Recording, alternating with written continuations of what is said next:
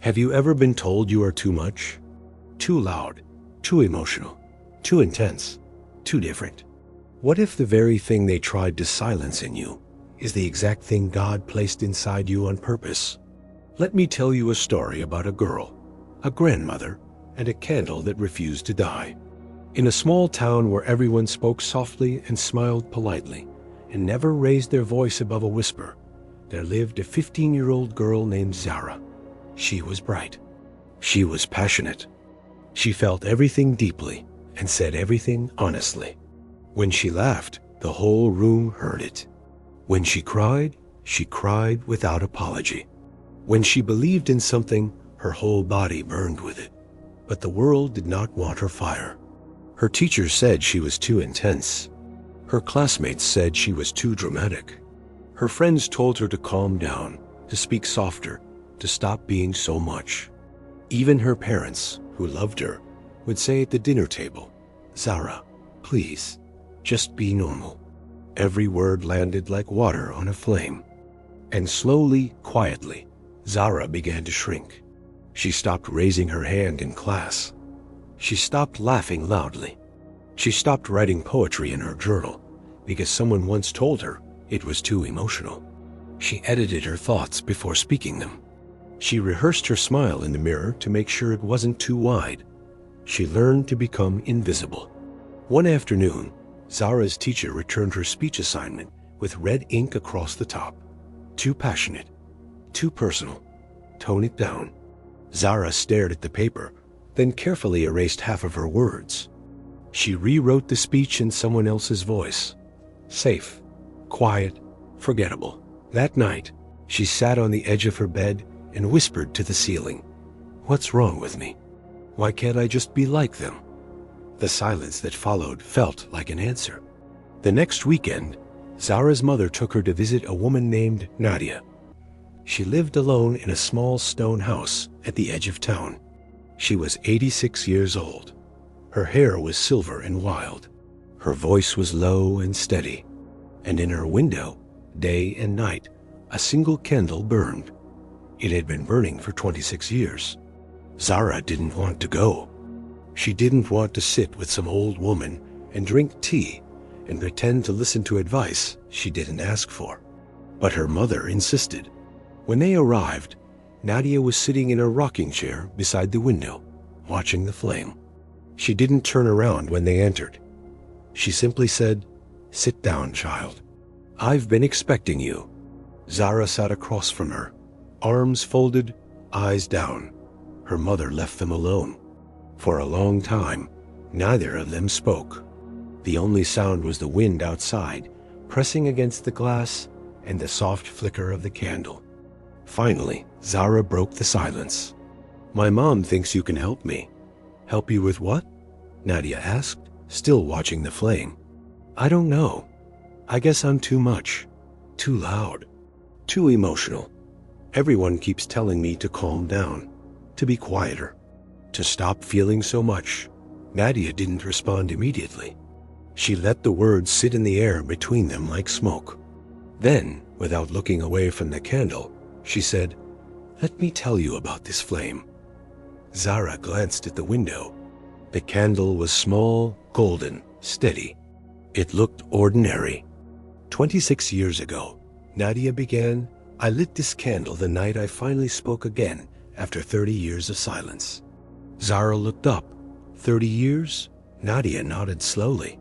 "When I was your age, I was exactly like you. Fire in my chest, words on my tongue, a voice that could fill a room. I wanted to preach. I wanted to teach. I wanted to stand up and say things that mattered." She paused, but they told me to sit down. They told me women don't speak that way. They told me I was too emotional, too passionate, too much. They said it so many times that I started to believe them. Her voice softened, so I stopped. I folded my fire into a tiny square and tucked it somewhere deep inside where no one could see it. I became quiet. I became polite. I became exactly what they wanted me to be. She turned to face Zara for the first time. Her eyes were fierce and tender at the same time. And I was miserable for 30 years. The room went still. I smiled when they wanted me to smile. I nodded when they wanted me to agree. I made myself small enough to fit inside their expectations. And every single day, something inside me was dying. Zara's arms slowly unfolded. Her chest tightened. "What happened?" she whispered. Nadia's eyes glistened. "One night, I was sitting alone in this very room. I was 55 years old. My children were grown. My husband had passed. And I was sitting in the dark, completely silent, completely invisible, exactly the way the world wanted me." She took a slow breath. And in that silence, God spoke. Not in thunder, not in a miracle, just a whisper. So quiet, I almost missed it. "What did he say?" Zara asked, leaning forward. Nadia closed her eyes. "He said, I didn't give you fire so you could hide it under their comfort. I gave you fire because the world is cold and dark, and it needs what you carry." A tear rolled down Nadia's cheek. She didn't wipe it away.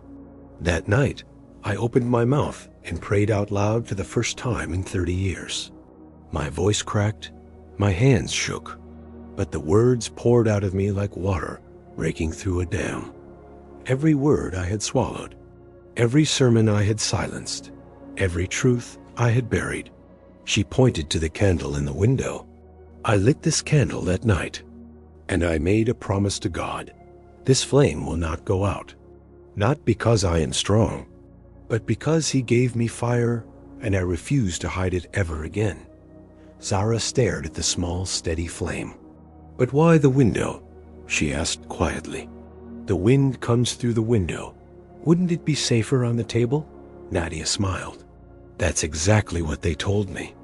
Put the candle somewhere safe, somewhere the wind can't reach it, somewhere protected." She leaned forward. "But child, that's what they told me about my voice too. Keep it somewhere safe, somewhere quiet, somewhere no one can hear it." She shook her head gently. "I put the candle in the window on purpose, right where the wind is strongest, because I learned something in 30 years of silence." Her voice dropped to almost a whisper. "The wind doesn't waste its breath on dying embers, Zara. It blows hardest against the flames that threaten to light up the entire room. If they're trying to blow you out, it's because your fire is real." Zara's eyes filled with tears. "But what if they're right?" she said, her voice breaking. "What if I really am too much?" Nadia reached across and took Zara's trembling hands in her own. "Too much for who?" "For the people who are comfortable in the dark. For the ones who dimmed their own flames years ago and can't stand to see you're still burning." She squeezed Zara's hands gently. "You are not too much, child. You are exactly what God designed. He didn't make you loud by accident. He didn't give you deep feelings as a mistake. He didn't put fire in your chest so you could spend your whole life apologizing for the heat." Her eyes held Zara's without blinking. "The world will tell you to tone it down, to fit in, to be like them. And maybe you can. Maybe you can fold yourself small enough to fit inside their box, but you will suffocate in there. I know. I spent 30 years in that box, and it nearly killed everything God planted inside me." She let go of Zara's hands and looked back at the candle. "Don't be like me, Zara. Don't wait until you're 55 to let your flame out. Don't waste 30 years being invisible so that comfortable people can stay comfortable." The candle flickered as the wind pushed against the window, but it didn't go out.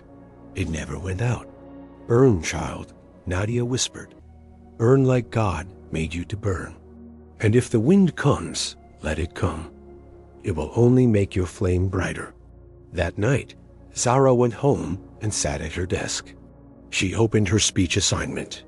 She read the safe, quiet, forgettable version she had rewritten. Then she slowly tore it in half. She pulled out a fresh piece of paper, and she wrote the speech she was born to give. Every word, every feeling, every truth she had been silencing for years. Her hand shook, her tears smudged the ink. But she didn't stop. The next morning, Zara stood in front of her class. Her teacher watched with folded arms. Her classmates waited for the safe version, the quiet version, the version that fit. Zara opened her mouth, and she burned. Her voice cracked on the first sentence, but by the second, it steadied. By the third, it filled the room. She spoke about being told she was too much. She spoke about dimming herself to make others comfortable. She spoke about a candle in a window that refused to die. When she finished, the room was silent. Then one girl in the back row, the quietest girl in school, started to cry. Not because she was sad, but because for the first time, someone had said out loud what she had been feeling in silence. And that is the truth they don't tell you. When you dim your light to fit in, you don't just lose yourself. You rob every person who is waiting in the dark for someone brave enough to shine. God did not design you to fit in. He designed you to stand out. Not for your glory, but for every soul sitting in the darkness who needs your flame to find their way home. So if you've been told you're too much, hear this. You are not too much. You are finally enough. The world doesn't need another dimmed flame pretending to be comfortable in the dark. The world needs you. All of you. Burning, bright, unashamed. And if the wind comes, remember what Nadia said. It doesn't blow against dying embers. It only fights the flames that threaten to light up the entire room. So burn, dear one. Burn like you were made to.